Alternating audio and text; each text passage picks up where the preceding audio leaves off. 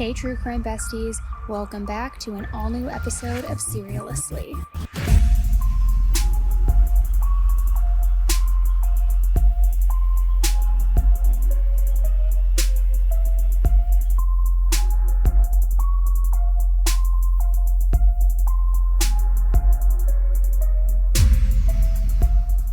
Hey everybody, welcome back to an all-new episode of SERIALously with me, Annie Elise.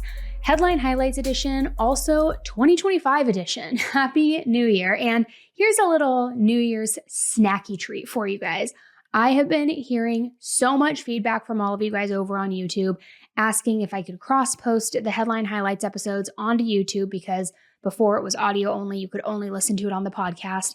And I am here to officially announce that you asked, and I am here delivering starting right now this week. Headline Highlights will be posted on YouTube as well. So you can either continue listening to us over on the podcast app, whichever one you use, or you can watch it over on YouTube and on my 10 to Life YouTube.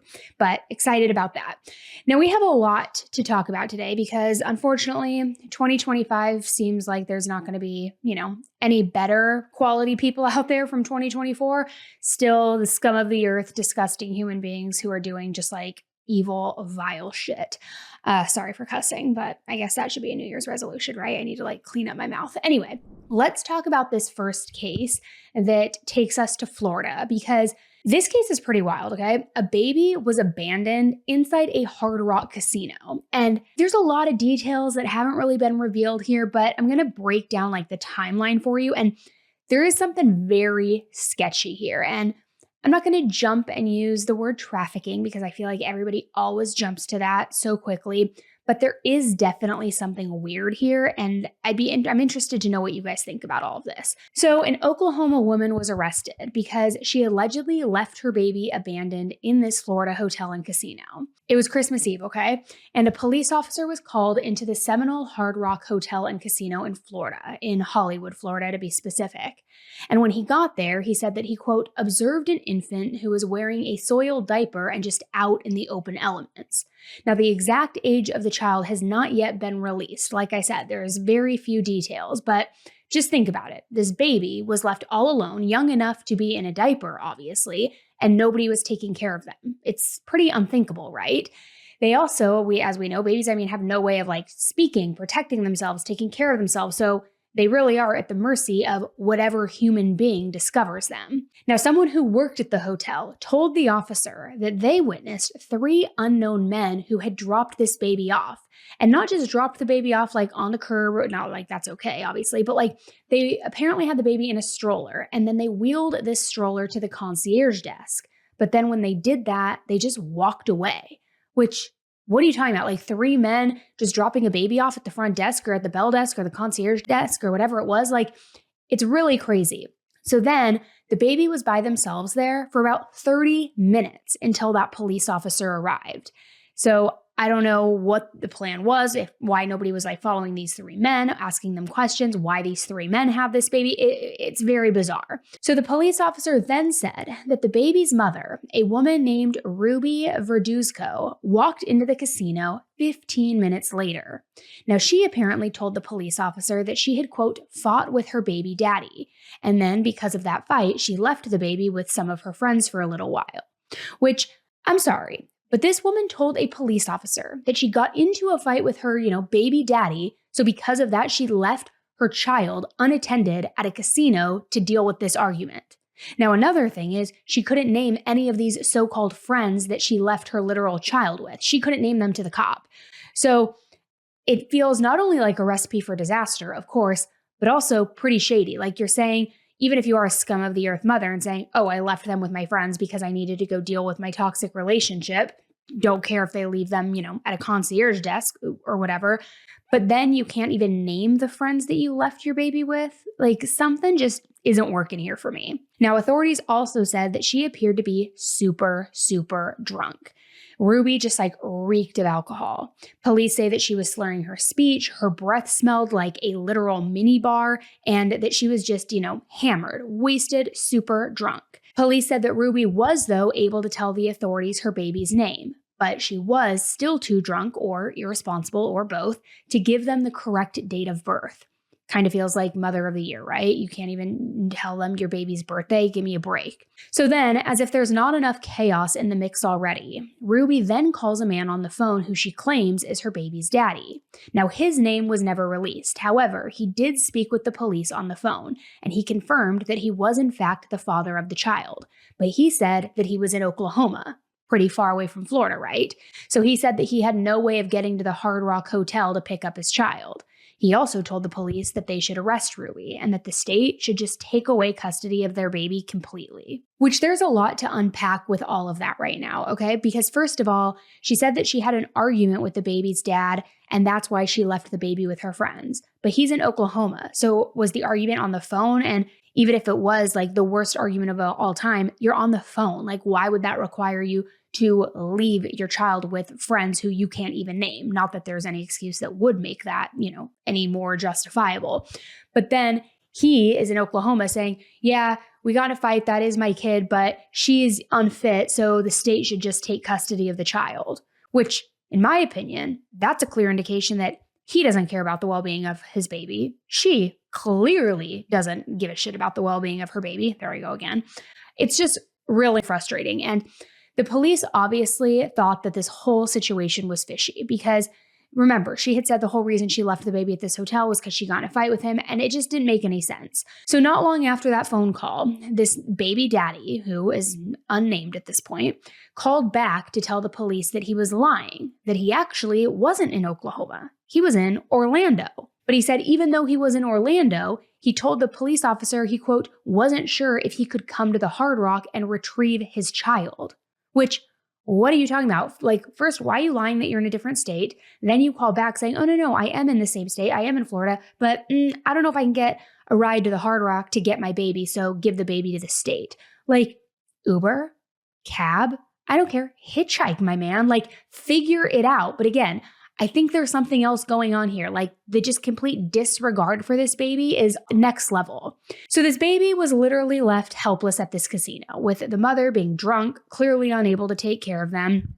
And now you have this supposed father on the phone just leaving the baby high and dry. So absolutely mind-boggling. So police then, when all of this was unfolding, arrested Ruby since she didn't know where, who with, or how long she had left her own child alone.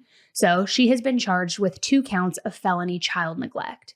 Police then called the Florida Department of Children and Families, who ended up taking custody of this baby. But like I said, there are still so many unanswered questions. Like, how the heck did this baby get left alone in the first place? Who were these 3 guys who dropped this baby off? Why did they think that the Hard Rock Casino was a good place to drop this baby off at? Was Ruby staying at the hotel? Did the baby just get dropped off there? Was there some sort of, handoff, pass-off transaction? I don't know. It is just insane and disgusting when you think about this baby that was so neglected by the 2 people who were supposed to look out for them. I mean, I hope that whoever these people are, they see justice, because this is just absolutely unacceptable to me.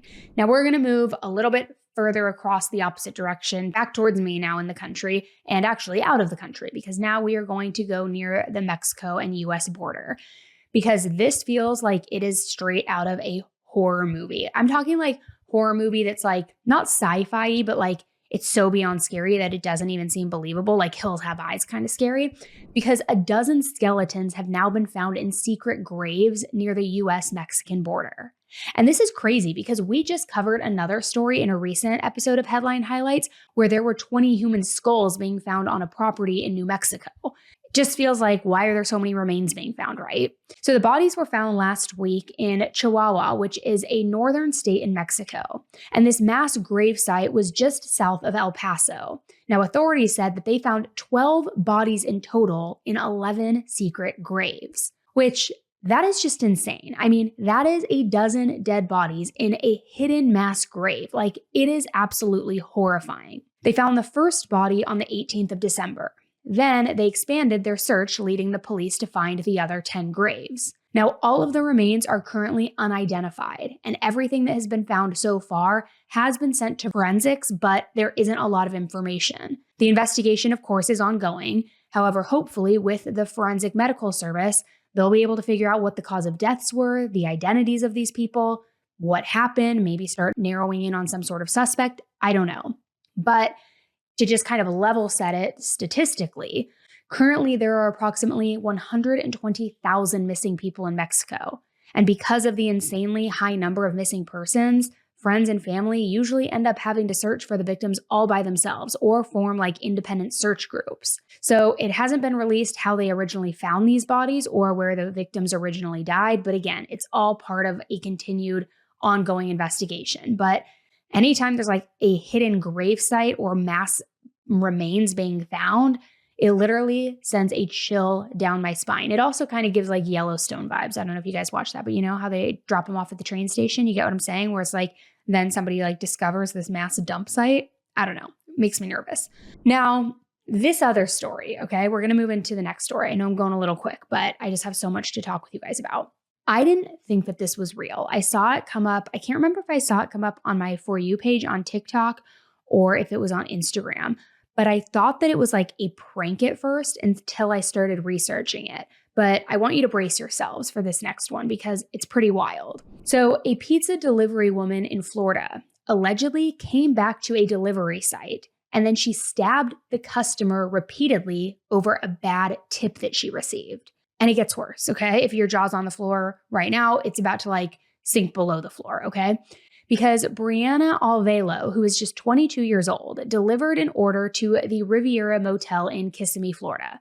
She had delivered the pizza to a woman named Melinda Irizarry. The order was said to have been around roughly $33, but Melinda only had a $50 bill, so that's what she gave for the tip, like $50 to do the whole thing. But Melinda asked Brianna if she could have change to break that $50. However, Brianna said she didn't have any change. I don't know if that's true. Maybe she was looking to get the whole tip, which would be $17.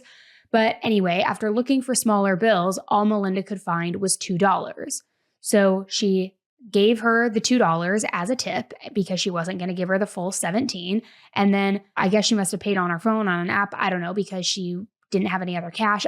I don't know the story, but basically what I know is that the pizza delivery driver left with $2 as a tip on the $33 pizza order. Now, according to Melinda, Brianna then just rolled her eyes and kind of walked away without saying anything. But take a listen to this. My pizza came cold. My wings came cold. I personally am not going to tip anybody who is bringing my pizza late at an awkward time and my pizza is cold and at night, So I was already kind of getting confused. Like, I already felt a little weird about it, but I didn't think anything of it. So when I got to the door, she seemed very sweet. She had her hair down. She didn't give me no hostile energy until I gave her the money to pay. The pizza and like the order, it was about $33. I gave her two 20s and a 10. So I gave her $50. I'm expecting to receive like $17 change back, which I was going to give her a tip, like I do to everybody that delivers my food. But being that it came late, being that my food was cold, being that it was an awkward time frame, and as soon as I handed this woman the money, she walked away out the door, and my door was still cracked open because I'm expecting my change back. And she just tried to walk away. And I was like, this is how I said it. This is exactly how I said it. Hey girl, I need my change back. And she was like, oh, you need your change. Well, we don't offer change. So she ended up with a $2 tip, which I honestly felt like she didn't even deserve because my pizza was cold. It was super late. I was just like, she's already giving me attitude. Now look, I'm sure nobody is a fan of crappy tips, but what happens next in this situation is literally beyond anything I have ever heard. It is just unheard of. That's why I thought this was a prank. Now, I'm not sure how this even escalated the way that it did, but Brianna allegedly came back to the motel shortly after that delivery, but this time she was armed. She also wasn't alone. This time she was with a man whose identity has not yet been released, but he was armed with a gun. And Brianna allegedly was armed with a pocket knife. Now, when they got back to the motel, Brianna and this man were dressed in all black. They were also wearing face masks. So they loudly just started pounding on the motel door, waiting for Melinda to answer. And when Melinda opened the door, they forced themselves inside her motel room. There, inside the room, it was Melinda, her boyfriend, and her 5-year-old daughter. They were apparently all there to celebrate a birthday. From there, soon as he came in, he pointed the gun at me. Then he pointed the gun at my daughter. I put my hands up. I said, whoa, whoa, whoa, whoa, I have my child. We don't got nothing in there. What's going on? No one said anything. I just said, I got my daughter. What is this? What's going on? So once inside, the man forced the boyfriend to go inside the bathroom, and he held him inside this bathroom at gunpoint. Now, while he kept the boyfriend in the bathroom, Brianna went through Melinda's purse, kind of just like rifling through it. She broke the daughter's Nintendo Switch, was like just really trying to wreak havoc and scare everybody who was in that room. And in all of this chaos, Melinda was trying desperately to protect her daughter, so she threw her on the bed. She tried to grab her cell phone, but Brianna grabbed the cell phone and then smashed it. Then she allegedly stabbed Melinda all over her body 14 times. The man then came out of the bathroom and he told Brianna it was time for them to go. So the two of them just left, as if they didn't just do something horrific over a literal pizza delivery tip, okay? And it gets even worse, if you can believe that.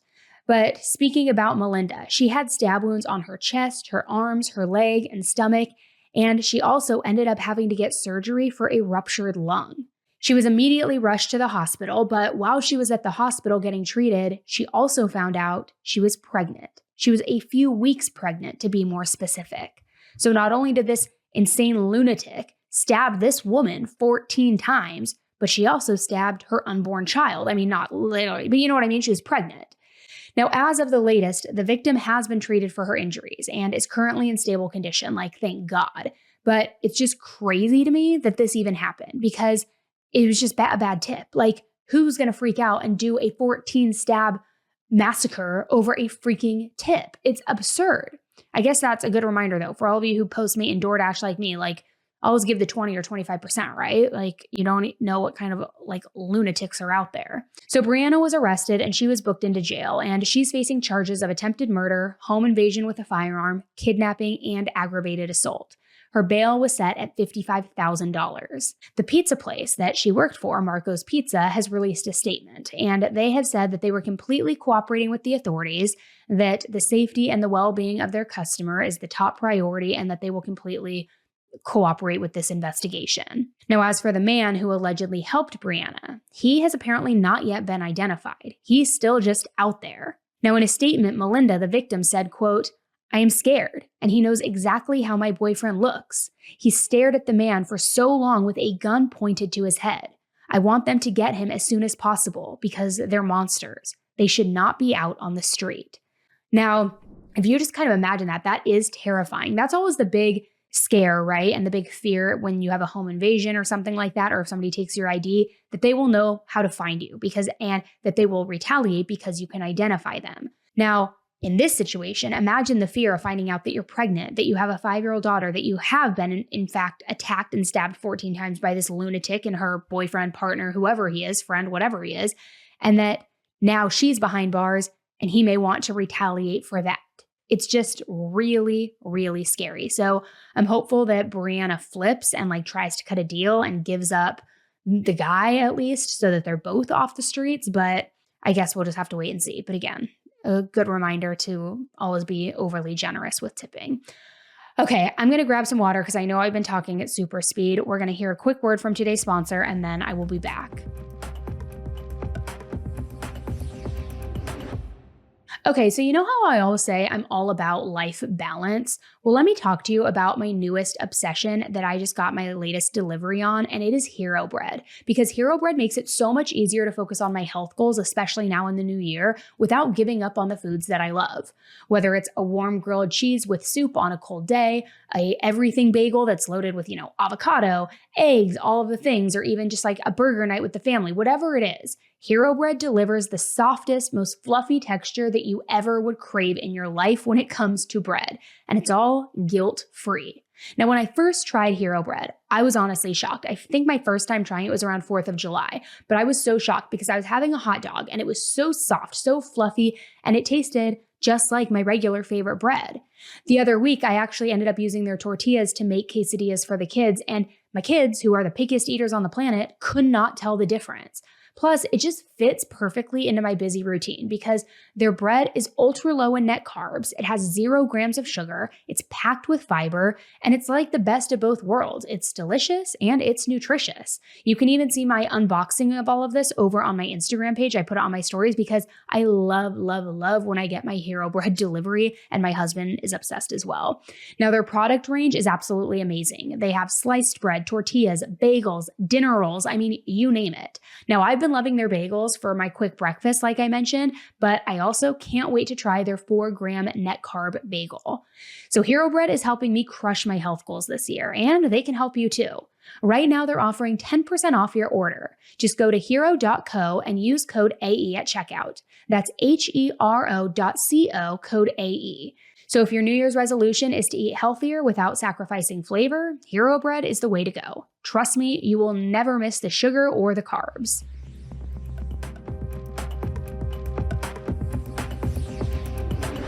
All right, guys, I'm back. And now I need to talk to you about this other case that is coming out of Texas because this is kind of wild. A Texas woman has been charged with murder after she allegedly shot her husband, lit his truck on fire, then, get this, tried to escape from the scene by paddling away on a kayak. Like, what are you even talking about, okay? It's beyond. It feels like a Lifetime movie. So officials say that they were conducting a welfare check due to the fact that a father hadn't seen his son for quite some time. And when they did that welfare check, that's when they found the body of Tomas Calvera Jr. His body was inside a closet, and the authorities say he had been shot in the face. Then, on that same day, authorities had to report to the scene of a burning vehicle, not knowing that it was at all related.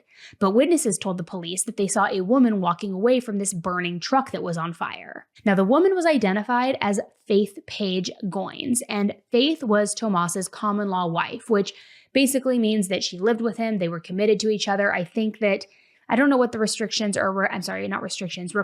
are in Texas, but I feel like common law is something like 7 or 10 years, and then you're considered common law. So they were committed to each other and they lived together. However, they weren't legally married. But when the police found Faith, they found her, get this, rowing on a kayak somewhere near that burning truck. Police ended up searching Faith, and when they did, they found that she had several severe burn marks on her body. She also had Tomas's ID on her. Now, at this point, the police confirmed that the truck that had been burned definitely belonged to Tomas. So clearly, it just was not looking good for Faith. She was then taken in for questioning, and she allegedly confessed to police that she had shot him and then burned his truck. Now, Faith is charged with murder and arson and also causing serious bodily injury or death. The investigation is ongoing, so obviously there are a lot of unanswered questions, but the main one being, what on earth led Faith to commit alleged murder? It's just crazy. I mean, right now, Faith is awaiting trial, and it's unclear if she's going to enter any plea deals as of yet. We will watch it. But again, to shoot your husband or common law husband in the face, stuff him in a closet, burn his truck, because I would imagine you're trying to burn the evidence, and then flee on kayak? What are you even talking about? It is just beyond. This next case also has to do with fire, and it's a little bit kind of like the New York City fire. Let me just get into it because I'm going to probably talk in circles. So it's a little bit similar, like I said, to the NYC subway arson case that we're going to talk about in a minute, but it's in North Carolina and it is a little bit different. So a young woman in North Carolina was just, casually walking down the street when for some reason, some sick stranger just came up behind her and then all of a sudden doused her in gasoline. And then after that, they set her on fire, which this is insane because this guy is literally still unknown. And for no apparent reason, he just took her by surprise, dumped gasoline on her, and then used his cigarette to start the fire. It's insane. Why could you do this to my baby? You didn't have to do this to her. We were told that she was leaving a grocery store and an unidentified male came up to her and doused gasoline on her and lit a cigarette and inflicted on her. The woman was only 20 years old, and her name is Ashanti Downey, and she was immediately rushed to the emergency room. She has second and third degree burns all down the right side of her body. After that, after being rushed to the emergency room, she was moved to a local burn center where officials said that her burns were critical, and the burns covered 3/4 of her body. However, thankfully, they were able to get her in stable condition. After the fire, her mother ended up starting an online fundraiser aiming to raise up to $75,000 because apparently the money, she says, is going to help the family pay for treatment, for surgeries, for rehab, for all of it. Now, this is really sad, but Ashanti's 21st birthday was New Year's Day, which she, of course, had to celebrate while she was recovering from these horrific burn injuries. The police are, of course, absolutely shocked at what happened, and they haven't released any information about who the attacker could be, what the motivation could have been, if it was just a crime of opportunity, or what. Authorities also say they are still searching for the suspect, for tips, for a lead, for anything. And they say anyone who has any information should come forward and tell the police that if you saw something, if you heard something, no detail is too small. The Harnett County Sheriff said, quote, "It could have been domestic related. It could have been a gang initiation. We're mystified by what's happened." Which, yeah, me too. I mean, what is wrong with people? You have to be insane to just see a woman, a random woman, walking down the street and think to yourself, hey, I'm going to set this woman on fire. Like, ugh, God, and we're going to talk about New York in just a second here. Now, in this case, thankfully, Ashanti was able to survive. But still, her life is, of course, changed forever. She has third-degree burns all over her body. It's going to take extremely long time for her to recover, and you don't even get into the mental trauma and anguish that this will leave her with. I just can't even imagine. And that kind of takes us right into the case that is coming out of New York. And a lot of you have been asking me to cover this, and it's really scary. I used to live in New York. I know I've mentioned that before, but I lived in New York for I don't even remember, 8 or 9 years. I can't remember. But I would take the subway multiple times a day, 10 times a day. And I never felt unsafe. Honestly, I never felt unsafe on the subway, even though I saw some crazy things. But now, post 2020, it's a whole different ballgame. Even when I travel back to New York, I'm scared to go on the subway, but that's just me. But anyway, you might have heard about this case last week because it was not only barbaric, but so heinous that it just went viral everywhere. And it's one of the craziest things that I think I've ever seen. Like I said, it's similar to the one we just talked about, but unfortunately in this case, the victim did not survive. It's hard to even talk about or think about because it is everything that humanity should not be, but here it is. So a man fatally lit a woman on fire while she was sleeping on a New York City subway train. It was December 22nd, and this woman, who the police have not named yet or released all of the information about her yet, was sleeping in a train car at the Coney Island Stillwell Avenue station. As she was sleeping, Sebastian Zapata got onto the train, and then he did something truly sinister and disgusting. He took a lighter, and he set this woman's clothing on fire for no reason. Then this monster took a shirt to fan the flames, all to make the fire grow. Then he just sat on a bench and he watched this woman literally burn alive, which how sick in the head do you have to be to pull something like that, right? And one of the worst parts is that there were witnesses. He did this in front of people, but nobody was able to step in and help her, whether they couldn't get to her, whether they were too scared, whether they just didn't want to. I don't know, but it is so scary. Now, in the videos online, which I will warn you are extremely graphic, you can see him literally fanning the fire with this t-shirt. And he's just standing on the platform right outside the door of the subway car, watching it all unfold. And there are also people just standing on this platform watching it as well, kind of just frozen in shock, not really sure what to do. But it's crazy because it's he wanted to see his handiwork and wasn't even trying to flee right away. Also, in the videos, you can see that the woman is completely just left alone, helpless, then standing upright, burning to death. She was motionless, just standing, holding onto the pole, stuck in pain, burning.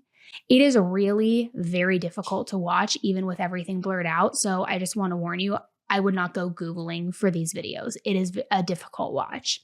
Now, these are a couple of videos from witnesses who saw her burn inside that subway car. These are all over the internet. And even though you're not going to see the visuals of this if you're not on YouTube, I just want to give you a little warning. It's even hard to listen to, especially knowing the fact that while this video was being taken, a woman was literally burning to death. But take a listen. Oh, sorry to his family. This is a person right here. Oh, bro. Yo. Oh, no. It was a brutal act. And, I'm inhumane. He deserves whatever he's going to get. Sebastian is from Guatemala, and he was in the U.S. illegally. According to documents, he was deported back in 2018, but then he re-entered the U.S. sometime between then and now. According to the NYPD, his last known address was a Brooklyn homeless shelter for men who were struggling with substance abuse. The shelter he was staying at has not given any comment and has definitely not given any information on Sebastian either. According to the police, though, Sebastian stayed and he watched this entire thing unfold. Then, he didn't try to flee at any point during this horrific murder. Witnesses also said that he was just, extremely calm the entire time. Now, the way that he was found was that his picture was captured on body cam footage and also on security camera footage. The image was then posted online, and then later that day, some high schoolers who were riding the train recognized him, so they called the police to say they saw somebody who looked like the suspect, which, thank God they were able to catch him, because who knows if he would have done this to somebody else. I would imagine he probably would have. So Sebastian was arrested and charged with 1 count of first-degree murder and 3 counts of second-degree murder. He was also charged with 1 count of first-degree arson. Now, this is obviously pretty serious in and of itself because that first-degree murder charge carries the possibility of life without parole. Originally, Sebastian pleaded not guilty, and he told the police that he drinks a lot of alcohol, that he didn't even know what happened, that he was confused by everything, tale as old as time, right? But he was trying to say that, blame it on the alcohol. What's that song? Blame it on the alcohol. I don't even know if that's the lyrics, but you guys know I can't sing. So he had a court appearance scheduled for last Friday, but he ended up waiving his appearance, and he ended up being indicted on the murder and the arson charges. So now he is scheduled to be arraigned on January 7th. Federal officials also said that they will file a request for Sebastian to be turned over to ICE after the criminal case against him comes to a close. But the whole thing, and I think the reason why so many people wanted coverage on this and are talking about it and why it's gone viral is because it truly is mind-boggling, right? For me, I literally cannot wrap my head around any of it. The way he literally just set her on fire and murdered her, watching, cool, calm, collected, not, a care in the world. And then his justification or his excuse is, oh, I drink a lot. I don't know what happened. It's blurry. It's fuzzy.